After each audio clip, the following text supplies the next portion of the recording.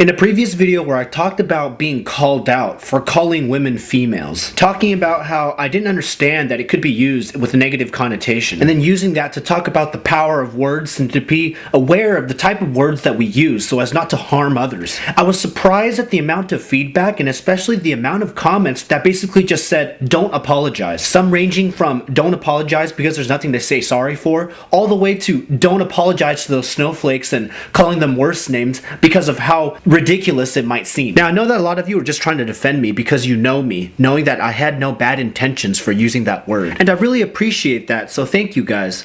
But there were definitely many that also approached it with a much more combative attitude, as if unwilling to hear anything that might seem counter to their established thinking and established views. And that just got me thinking about how I might have often done something like that, where I've become so entrenched in my own views that I'm unwilling to consider another viewpoint or hear anything else that might be counter to what I think I already know and understand. And with the elections just having passed and the amount of turmoil and division leading up to it and even now continuing on, it just seems like so many people are at odds more than ever before, and everybody on both sides are unwilling to listen to the other side's point of view. And on top of that, our use of social media doesn't help that situation at all. And it makes sense because social media's purpose is not to provide us unbiased and accurate information, but it's just to keep our eyeballs on the screen for as long as possible. So as we scroll and click like and we share, it just continues to feed us more of what we've already been looking at, kind of reinforcing this division and reinforcing in our minds that our point of view is the correct one because that's all we see. So what happened to us? As kids, we're so impressionable and so open to learning,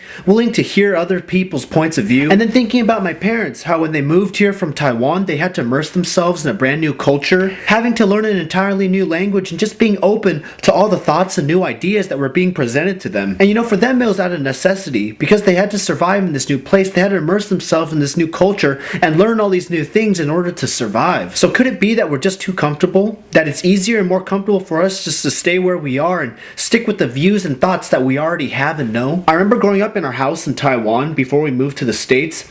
It was in this kitchen was the very first time I was exposed to kiwis and oranges. Unfortunately at the time, I found them extremely disgusting. All I wanted to eat was candy and cake and sweets. And so I remember absolutely hating every day after dinner when Dad would cut slices of oranges and make me eat them. One day I got the bright idea to hide that plate of oranges in the green cabinet behind the dinner table when my dad wasn't looking. And when he came back and asked me if I had finished it, I told him yes. I still remember when he eventually found the plate of oranges in the cabinet. It was the first time and the only time in my life that I'd ever seen my dad cry. At the time, it was probably because my dad realized, the fallen state of humanity, how he had never taught his young, 3 or 4-year-old son to lie, but here he was lying to him about eating a plate of oranges. And unfortunately, that's just how it went down. And thinking back, I absolutely love oranges now, but if it wasn't for my dad forcing me to eat them and taking me through that uncomfortable period of being accustomed to them, I probably would have never developed a taste or an affinity for them. And it sounds like a silly example, but it's true again and again in my life. If you guys remember the friend whose family bought that DDR machine that I tried so hard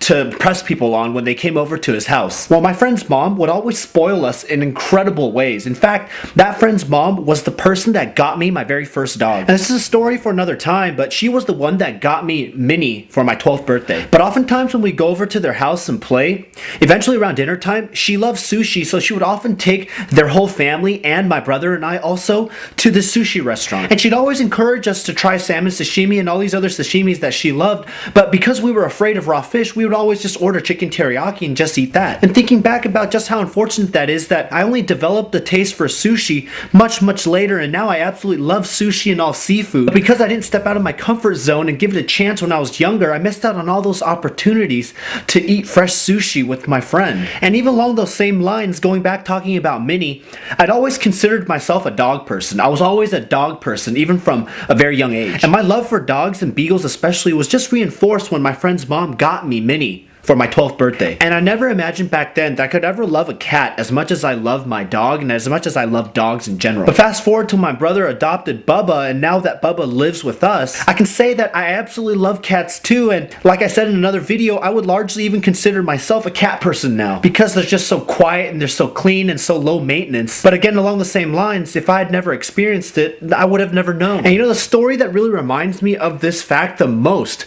I've been talking a lot about how growing up I was often bullied. But the truth is, in high school, I actually did a lot of that bullying also. And I'm not proud of it, but there was this one guy in particular, this white guy who was obsessed with all things Asian. I remember in every single class, he'd always want to sit next to as many Asians as possible and try to learn as much as he could about our culture and our language. And thinking back, it was such an admirable thing to have somebody that was genuinely interested in knowing more about your culture. But back then, it just wasn't the way that we saw things. I remember there were a bunch of us that were just super annoyed and super fed up with him. And so I remember a bunch of us, and me especially, we would just criticize him and just lambast him for his Asian obsession. I remember one of the most annoying things that he used to do was he used to carry around this VHS tape and always tell us that we had to watch whatever it is that he was trying to show us. He would try to sit with us during lunch, eating his food with chopsticks, and tell us about this show that he had recorded on this VHS tape. And as usual, we'd always just criticize him and just write him off. But I remember one day there was a break in class, and it was either AP US or AP Gov.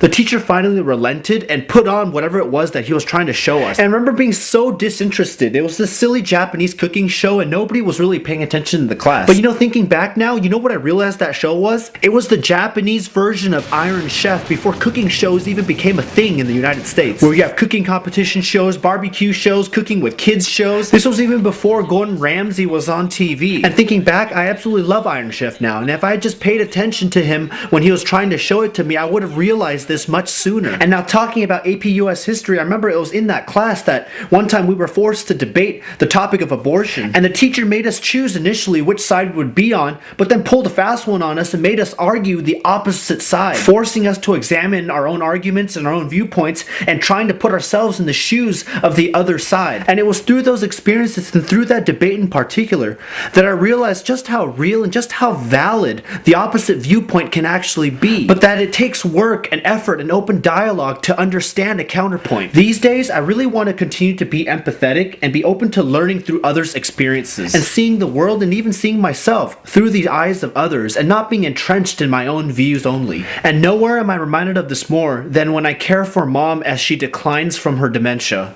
You see, it wasn't all that long ago, before we knew what she was suffering from and before she was diagnosed, that all we noticed was that her coordination and her thinking were slowing down. I remember during that period being annoyed at her because I just wasn't able to relate, not understanding why she was slowing down and why she couldn't accomplish her normal tasks. There were times where she would be standing at the kitchen sink washing dishes and she would kind of forget what she was doing and just stand there wiping the dishes for what seemed like 20 minutes before you would tell her to stop. I remember one instance where she was trying to clean Bubba's litter box, and when I left the room and I came back like 10 minutes later, she was still there scooping the litter box, and I just remember out of frustration just kind of moving her out of the way and doing it on my own. And thinking back, these are times and these are things that I deeply regret. Because I couldn't be empathetic, I didn't take the time to understand and try to know what she was going through, I treated her in a way that I now deeply, deeply regret. And so that's just kind of the thought that I want to leave you guys with. I know that there are a lot of different viewpoints and some may seem more valid than others, but instead of the reactive, knee-jerk reactions of immediately writing someone off, might we consider examining their views and possibly putting ourselves in their shoes to try to understand them? It really can go a long way, being quick to listen and slow to react and slow to speak, and especially slow to become angry. And by being willing to understand, it can bring down division and prevent us from doing or saying things that we may regret later.